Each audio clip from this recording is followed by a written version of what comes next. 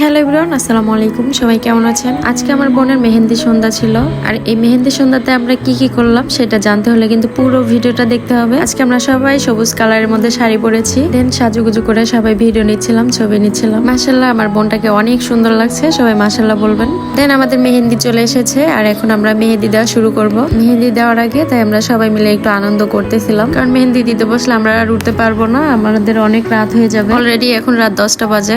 তো এটা আমাদের মেহেন্দি সন্ধ্যা না হয়ে মেহেন্দি রাত হয়ে গেছে। আর এই মেহেন্দি সন্ধ্যার ব্যাকগ্রাউন্ড কিন্তু আমরা নিজেরাই করেছি, আর এটা করতে গিয়ে আমাদের দেরি হয়ে গেছে। তো আমাদের মেহেন্দি দেওয়া শুরু হয়ে গেল। এই দুইটা আমার মামি হয়, আর আমার দুই মামি মিলে আমার বোনকে মেহেন্দি পরিয়ে দিচ্ছিল। এর ফাঁকে আমি আর আমার মামি মিলে একটু নাচ গান করতেছিলাম। মেহেন্দি দিয়ে আসলে অনেক ধৈর্যের ব্যাপার, অনেক সময় লাগে। রাত অনেক হয়ে গেছে, যার কারণে আমি আমার বোনকে একটু খাইয়ে দিচ্ছিলাম, তারপর আমিও খাচ্ছিলাম। মেহেন্দি দেওয়া আসলে খুবই কষ্টকর, যে দিয়ে দেয় তারও কষ্ট, আর যে বসে থাকে তারও কষ্ট।